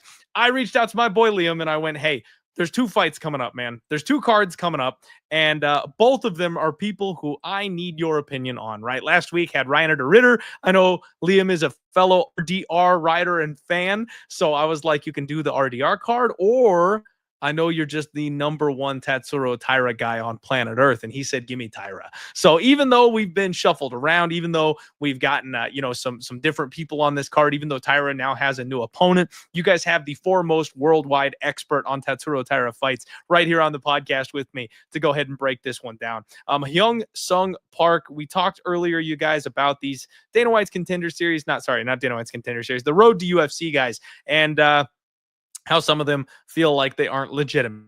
Well, there's two of them that I think are legitimate. They both seem to be on this card. Hyun-sung Park is one of the ones who seems to be legitimate. He's 10-0. He's undefeated. He's got that shiny record. They had this guy matched up against Steve Erceg, which frankly, I kind of couldn't believe, Liam. I was kind of stunned by that matchmaking. I know Steve Erceg has fallen from grace just a little bit, but like that seemed ridiculous. Let's be real here. Let's be real. In the UFC, this guy fought Shannon Ross, who is the chinniest fighter we've ever seen, and Carlos freaking Hernandez, the guy who's got a hit out on him by the Yakuza. He only fought Road to UFC fighters. He only fought guys who were bigger and stronger than him, who could out-grapple him. Like that guy, they need to bring a class action lawsuit against the UFC for the way they treated Carlos Hernandez. The poor sap never got a fair shake. So Hyun-sung Park going from Carlos Hernandez to either Steve or Tatsuro Taira, it feels criminal to me. Now, the UFC obviously thinks they've got something here in this Hyun-sung Park guy, but I'm not buying, man. That kind of level jump is something that I'll be looking to get on the other side of, just point blank, period. Like, it takes a very special fighter to be at the UFC level. It takes an even more special fighter to climb the rankings. This is like a beyond Josh Van level jump here that we're looking at, right? Nobody's ever jumped this hard in the UFC, and we'll have to wait and see what happens. But just right off the rip, I'm not liking things for Hyun-sung Park. He's a very strong wrestler, very good grappler, good top position, and he's one of these wrestle boxers, right? He's got real heavy hands. He's got real God-given power because of his physicality, and so he knocks a bunch of people out. He ground pounds a lot of people. He can club you. He can choke you. He's got 15-minute cardio. Against guys like Sunguk Choi and Shannon Ross. We'll see how he does against higher-level opponents. Tatsuro Taira, 16-1, 25 years old. Absolute stud. Absolute phenom. His only loss, Liam, a split decision to Royval, a guy who's been hovering around the top 5, a guy who's been in these number one contender eliminator style fights. Like, this kid is right there at just 25 years old. Now, coming off the TKO win over Alex Perez, it was a bit of a weird situation. It was one of those weird kind of fluky injury situations. But you got to give the kid creativity points, right? Like the way he fell off to the side and then locked up that body triangle and then shifted his weight to make sure that Alex Perez fell over with him. Like, those are the kinds of things where you're like, Taira caused that, maybe the knee shouldn't have buckled, right? But Taira's still the one out there doing these weird things nobody saw coming to go ahead and find a way to get the win. So very, very impressive by him. Proved he belongs, in my opinion, but keeping up with a guy with the cardio and pace of Brandon Royval just wasn't for him. It kind of reminded me of my boy Umar when he went up against Marab. Like, he had that fight in the bag. It was close. He had opportunities to win it. He proved he belongs. He just couldn't keep pace for a full 25-minute fight against elite level competitor yet, but I expect big things in the future. So for me, this is hey, Park, you probably picked the wrong guy to come in here on short notice against. We'll see. Maybe I'm underestimating Park to some extent, but I will lean towards the Tatsuro Taira side of things in this fight. Park is a big money underdog, though. It looks like the opening line has him somewhere here around plus 220, with Tatsuro Taira around minus 160. And man, this is kind of tough because Park's either going to get completely exposed where he loses in a scramble, he gets his back taken, he gets triangle choked, something to that effect here in this fight. Or this might be a dogfight, Liam, because I do always say that I prefer the wrestlers, right? If you got a jiu-jitsu player versus a wrestler, whoever finds their way to top position, whoever's comfortable taking bottom is the guy that I want to kind of avoid. And I know Tatsuro Taira is a decent offensive wrestler himself, but I could see him being the one accepting bottom in this spot. And that does concern me just a little bit, especially with this kind of a price tag. I like Taira being the guy who was meant for this card. Park on short notice. He was prepping for a high level fight already anyway, so that's maybe kind of a bit of a wash. Tough fight, Liam. Really tough fight. I will lean with Tatsuro Taira on this one. But one more time for the people, I hate the line, man. I just kind of feel like this is too much chalk here. Lots of question marks, but maybe you can clear that up for me. If there's anyone who can sway me on this fight from sitting on the sidelines to thinking I'm more confident, it's the Taira whisperer. So what you got for me here, Liam? Well, I will tell you, I've made a lot of money betting on Tatsuro Taira. But I will also acknowledge, I say celebrate the wins, own the losses. I was on Tatsuro Taira at chalk last time when he fought Brener Rafael. And, you know, the difficulty with that one is that I shouldn't have laid the price knowing how good Rafael is, but I was just sold on Taira as a prospect essentially. And, you know, I believed he was of the ilk. He loses the split decision, but when you're laying the split decision price at minus, like, it's just a bad bet any way you want to scratch it, right? So bad bet last time. Sometimes you got to ride or die with your boys, though, man. If they've been cashing you out all the way up the chain, you got to ride or die. And you got to understand as well, when he was fighting a Carlos Hernandez, when he was fighting, you know, these lower end guys in the division, with all due respect, I was betting him for 10 units, right? At minus 235. And that was a great bet, right? But then I bet him for 2.25 units or whatever at minus 225. And it was a shitty bet because of the opponent, because of the situation, because of the step up, and because of the 5 rounds. When I look back at that fight, Taira's still a stud, man. Taira's still a very good fighter, but you could tell he's a little bit inexperienced, right? He's a guy that is still putting it together, and especially on the feet, right? When he wasn't able to get the positions he wanted on the ground consistently, his striking offense has always been very potent. You look at his accuracy, very high. You look at his power, it's good. He's got big hands. But then you just look at, okay, his defense is mostly being long, being a little bit out of reach of his opponents, using his kicks. But when guys can close him down a little bit, you know, and Edgar Chairez lands that big shot in the pocket, kind of stunned him a little bit. So I look at Tatsuro Taira and say, all the pieces of a world champion, but just got to get a little bit better. And he's been working at 4-ounce Muay Thai. You know, he's been doing the right things, working in Colorado, working at elevation, working to get higher level UFC experience, getting guys like Chepe, you know, as bodies to work with. And also we see that he's a guy, you know, that has shown improvement over time. You know, Carlos Hernandez, you can say anything you want about the guy. You know, he's cannon fodder for these top-level prospects.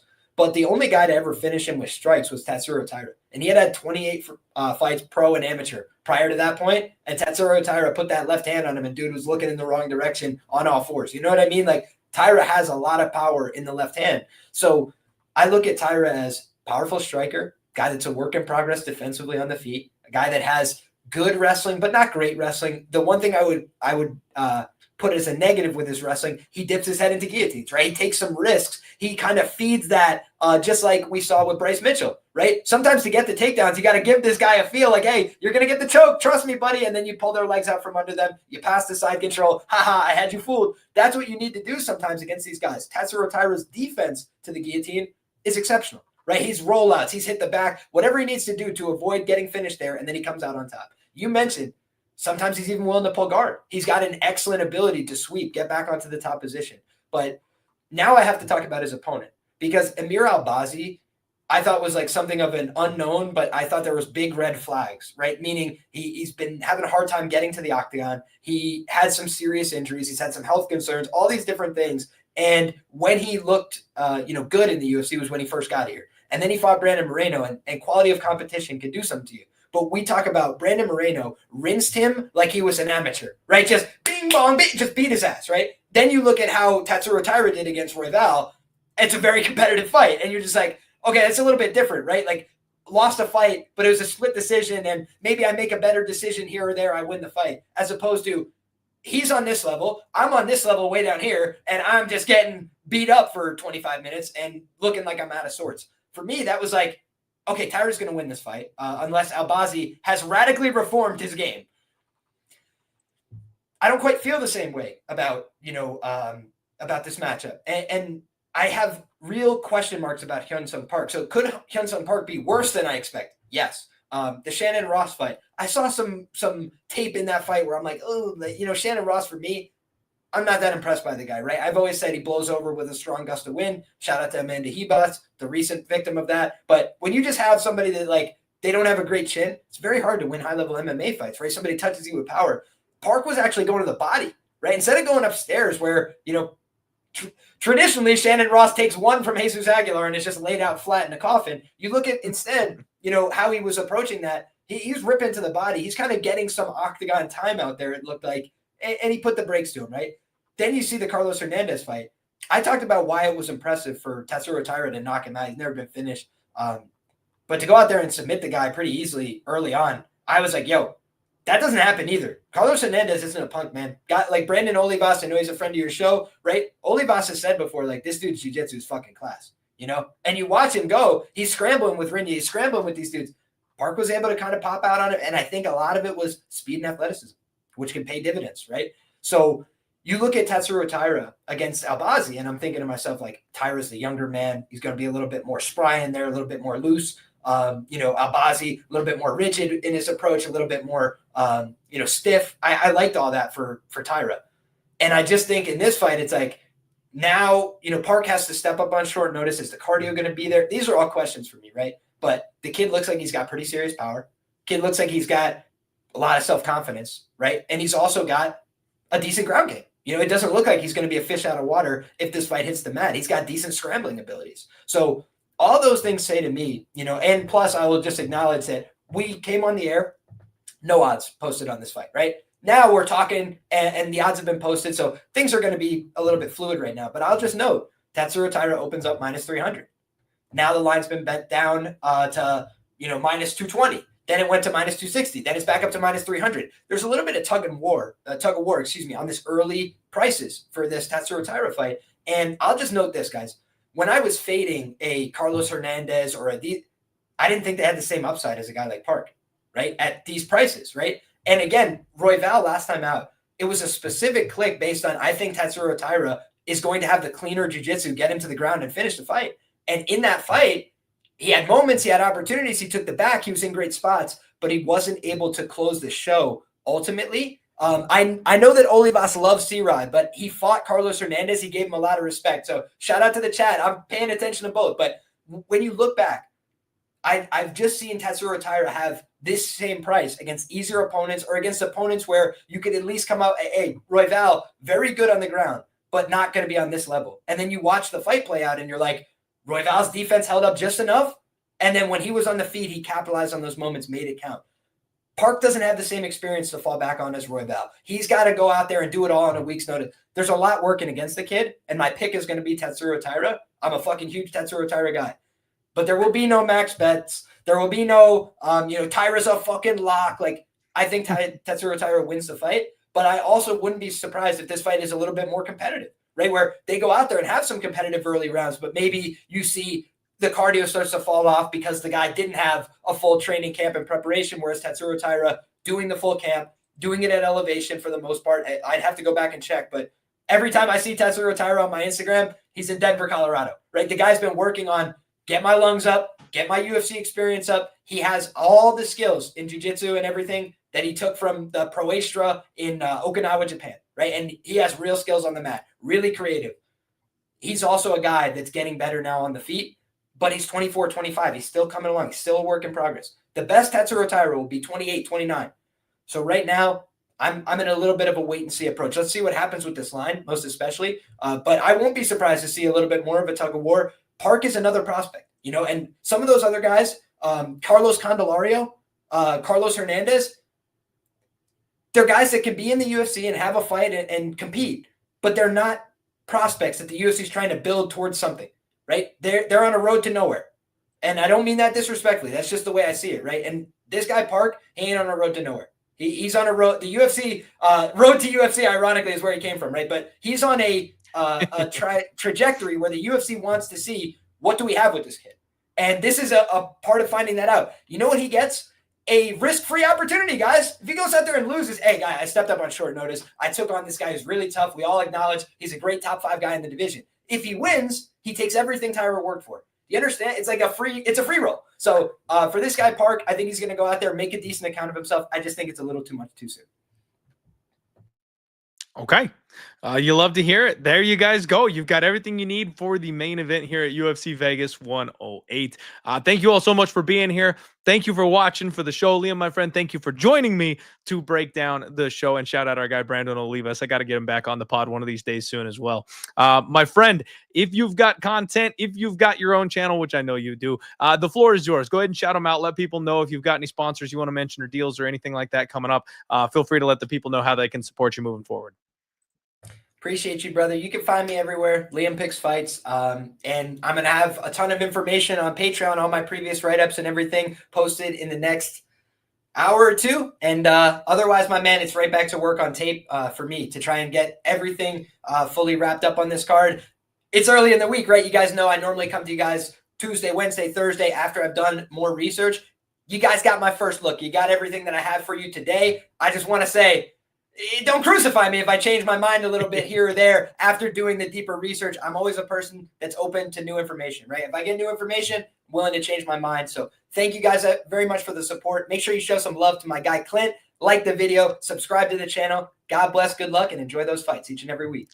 I appreciate the crap out of you, my guy. Thank you very much for being here today, and appreciate all of you tuning in to listen, you guys, especially with the run that I've been on, especially, now with the family stuff pulling me away a little bit. You guys, you mean more to me than ever before. So I appreciate the love. I appreciate the support. I appreciate the watches. You people that donate here in the chat mean the world to me. And if you guys can do anything, even just the smallest thing, hit that like button, subscribe. That goes a long way to help me out and help me with what I'm building here. But especially the positive vibes that you guys send to me right now are much, much needed. So I really appreciate you guys with all of that. I hope this video helps you. I, of course, will also continue grinding. Now that I'm home, I can dive in and do a little bit more tape study. So if I do have anything I want to gamble on this week, which frankly, Liam, with everything going on in the personal life, this might be a good week to take off. If anything jumps at me, or if I discover anything as I'm going through my tape study, you guys, of course, I will post it online for you. We will be back for the Total Takedown on Thursday, the Clint Hot Prop Show on Thursday as well, and hopefully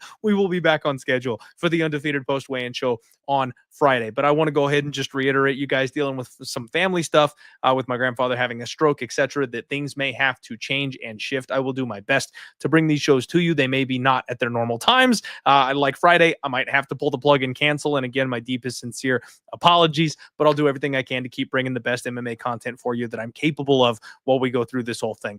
Good luck on all your degenerate betting. Hopefully you guys hit a home run prop today. Let's get some cash this weekend at UFC Vegas 108. Let's roll, everybody. Have a good one.